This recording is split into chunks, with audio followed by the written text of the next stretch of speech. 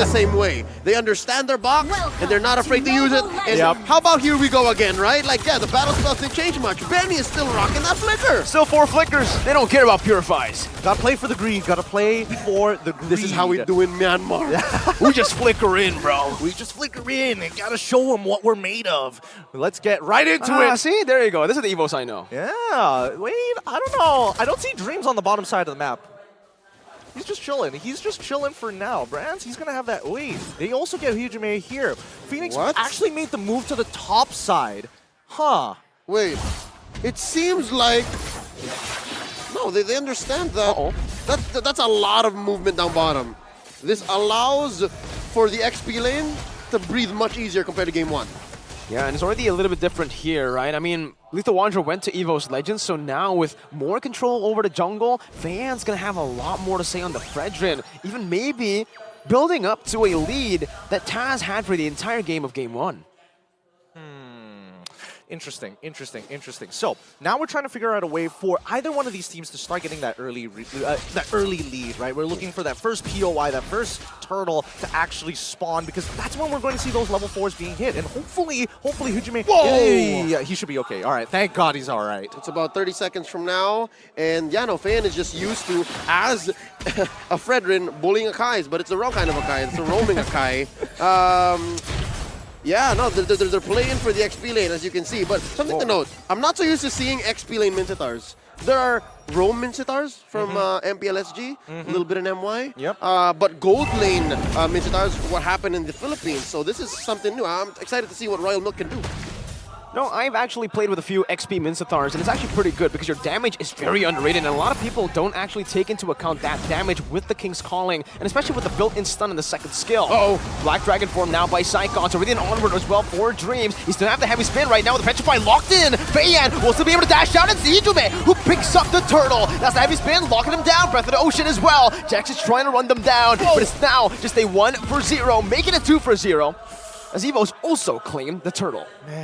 Look at the trigger control. Royal Milk could have flickered in, confirmed the killer too. But he knows maybe he doesn't have the damage just yet, and Fenix just takes the L. Exactly. See, now they're adjusting to each other, right? This is, again, when you are playing composition after game number 1 going for so long, you're trying to stop yourself from remembering a couple of behaviors that have been conditioned by your opponents. You got to reset once again. Royal Milk definitely had an opportunity, and he could have preemptively dropped the King's Calling. But again, when we look at Evos, and especially when we're looking at Psychots, once he's in that Black Dragon form, the damage technically is already done. You don't know when he's going to stop. So yeah, even as winners, even Fenix know that they had to reset too.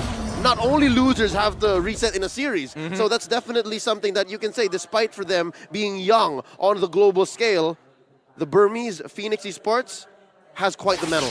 I just wanted to confirm something. Miracle, when you were talking about the EXP Mincitar, this is Golden Staff build, am I correct? Or corrosion type Golden Staff? Or like hybrid fighters. Hybrid. So you do go for the corrosion side, but you don't go for full damage. You still need that tankiness in you, that sustainability, especially towards the late game when you're up against these marksmen who outrange you. But in this case, yeah, same. I don't think they want to go full damage, even though Brands is pretty easily caught by the King's Calling, because that heavy spin does answer the King's Calling. All right, so that's great. That's great that we have some confirmation on that one, because again, I've seen many different variations of the Mincitar, especially during the Snapdragon series for sure, but come back into this one, right? No team has found that momentum just yet. Not a very big conversion coming in from Evos, unfortunately. And now, next POI going to be fought for. Dreams is going to get on out of here. 10 more seconds until the turtle spawns. XP advantage for Evos across the board. So again, that allows for them to clear much faster, rotate much faster, and make it to these major objectives sooner. Yeah, you see Feiyan is on board, but wait, oh, wow, Jax is able to escape with the flicker there. Now retreat battle, it's gonna be one out by Taz this time. With 11 advantage, Feiyan was not able to secure it, but now the King's Calling comes through. Brands is still able to escape from it with the battle mirror image. Dreams steps out, and Evos Legends have been clean into these neutral objectives. Yeah, very clean indeed. At least they're moving together. They have the same objective. When they disengage, they completely disengage. I'm slowing down. Hopefully they don't die right as I finish my words. But yes, they're finally out of there. That and Evos not only walked away with a major objective, but they burned a lot of battle spells and ults from Fenix. So they got away with it. They got clean. No one died. They didn't trade for anybody. DHS already here on Brands. And looking at where Benny is currently, Still nothing. So this is the phase wherein, as a Beatrix, you just hunker down. You're hoping for the best, right? You're hoping that you can start sieging down as soon as possible. But again, this is the same movement that we saw from last game, right? Evos quickly turning it around, knowing that the turtle's going to spawn on the bottom side. They want to make sure that Cyclops has the most impact because right now, Rance, he's basically just farming gold. And so far, I think, yeah, we are on the course for that XP lane Mincetar. He's building up to the corrosion side, and then he has a pair of pants. Yep. It's just the way you word it, right? It sounds really funny for Mincetar especially here, but again, Royal pants then. Royal pants. There you go. Benny already hit his power spike technically. That's the DOD, and they're utilizing it instantly right now. Hijime jumping with a Petrify. Oh! Dex unable to cancel it. Bok will fall. It's great. Wait, Hijume's still alive for a bit. Benny gets the kill. 1 for 1. I think it's worth it for Benny right now, but Taz will have something to say about it now. Snipe out, heavy spin. Now walking Jax down, bringing him back. Cyclops going to jump in with a Furious Dive, and that should just be Jax falling. But it's only on to Taz's pockets, the utility jungler. Honestly, that's actually not bad. I really thought that initially when they traded 1 for 1, it's not really worth it for either side. Both ultimates are especially powerful. Maybe a little bit more for the real world manipulation, but at the end of the day, we didn't see Cyclops use that Black Dragon form. So it's great to see that the heavy spin was utilized instead just to control this neutral objective. Yeah, little wins with little... with major returns. With major returns because those add up. You push the advantage, and now look at this. Turtle take. Black Dragon for him, as usual. Cyclops the enabler now, making the plays happen as the King's Calling locks them down, but Taz is still able to secure it with Phantom Execution from the back, getting into the Turtle Pit, and Cyclops is able to escape with the Furious Dive. Is acting as the distraction right now. Spayan still wants to go through. Appraiser's Wrath locking the Panda down. That's why they're starting to go extinct. Unfortunate Pandas are cute. Pandas are cute. They are also endangered, funny enough. Yeah. All right, so what I saw there was maybe an overload or a misplacement of the ults. I think you overload the Turtle Pit by putting both RWM and King's Calling. Yeah, this is a new age Squid Game. It's that's a great way of putting it because again, you walk anywhere, you're in some deep trouble. Man, it is interesting to see how you position this. Does he get one shot? Oh, he Petri. does! Beautiful combo there. Just like the lay as well, and that Petrify waiting for the right moment to get it with the rough waves, and now they have complete control in the bottom lane. We'll be able to take this tier 1 for free. If Fayan walks up... Wait, okay, the response from the top side doesn't get as much value as we're hoping to see here, but at the end of the day, it is Brance. He is playing on this Claude, so he shouldn't get punished, especially if he has his BMI up. We have yet to see Royal Milk's Mincetar pay off, and again, there was a little blurb there. Last time he was picked on a global, in an international tournament, held by Muton. Yes, was M2. You were there. Yeah, it was not that great. I'm not gonna lie. He was on the way out. He was on the way out. He wasn't a very good hero at that point of time, but the idea is definitely there. Everybody, when you think of Mincetar, you think of the King's Calling and nothing else. He was literally just there to babysit Harith. Yeah. Harith was running roughshod. He was unsupervised. He needed a babysitter. Mincetar. He needed to put a tax on it. Oh. 13 more seconds until the next objective is going to start coming back up. I'm looking at the alts. I'm seeing everybody's got, majority of them have their battle spells. In this fight, it's going to be pretty much all or nothing here because both sides have not been able to develop any sort of lead after 8 minutes into the game. Only 6 kills overall. This is super tight compared to game 1. I'm wondering why that is, despite both of them iterating to some level. They just changed one hero.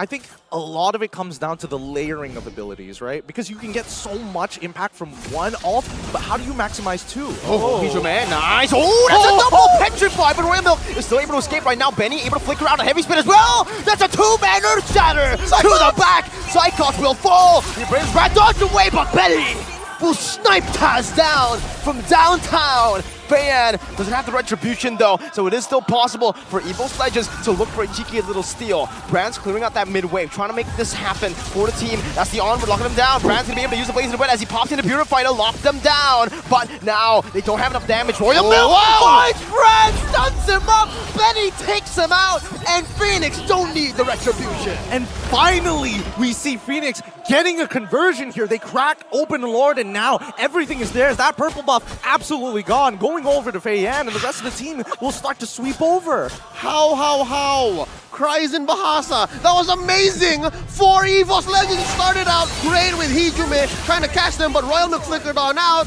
And yeah, look, even Dreams found that amazing pull. A hook hold on to Mok, but they all got away. They were all so close to dying. It's all Jax, man. You really, Jax. like, in the highlights, Yeah. in the heat of the moment, you're like, all right, it's Benny. It's all these damage dealers making the play, but you see the highlights and you're seeing Jax just zoning all of the Prio members. The worst part is that initially I was thinking that the RWM was doing the damage, but then Dreams with that heavy spin was CCing here, making sure that he can't tap for anything. No tap, no swipe. Wait. He just died there. Evos is clapping back. just did it. I think Feiyan may have been off position there.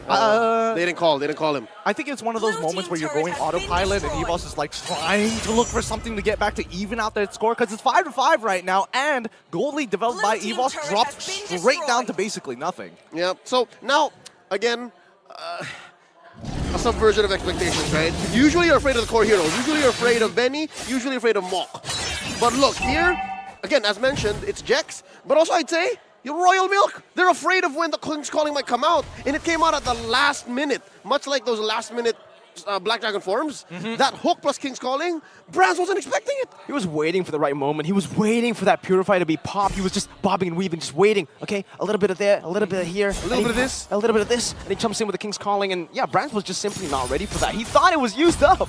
Yep. I don't blame him. I don't blame it at all. If game one was supposed to be a battle of fists, just to learn your moves, learn to land those combinations, this is a game of rhythm. It's all about making sure that you time it just right, just perfect. You don't want to get a okay score, you need a perfect score. And despite the reset, right? Oh wait, Jax finds one!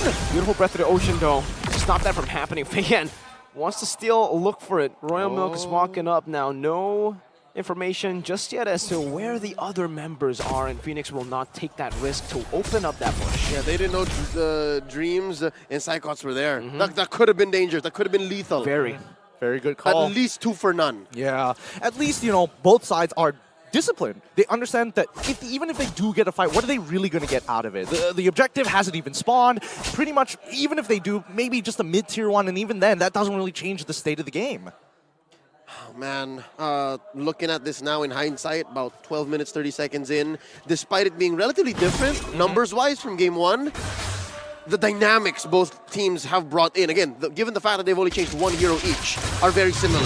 Evos is so all in. Like, they will find you, hit the full combo with the burst and the petrify, and then go from there. And then Brands will maybe late initiation, just blazing the wet around, sure. Fenix has an amazing box, and also amazing potential for re-engage. That's what's scary. So you really can't count out either approach.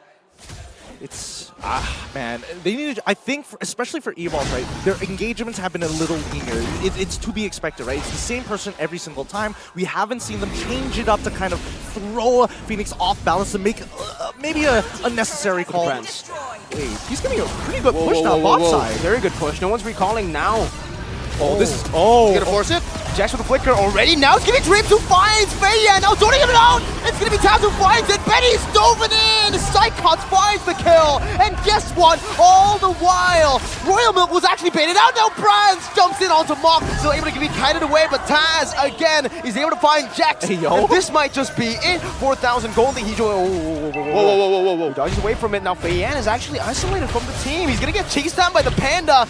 And Claude. They're just messing with him. They're just messing with him. He can't get back to base. Delaying the inevitable. Run, Feiyan, run! They're staggering the death timers. This is going to be really good. Look at the way they're just taking their time. The stagger is going to be really massive. They're not, well, Fenix are not going to have their frontliner, and Psychots picks up the kill right as Benny and Jax spawn.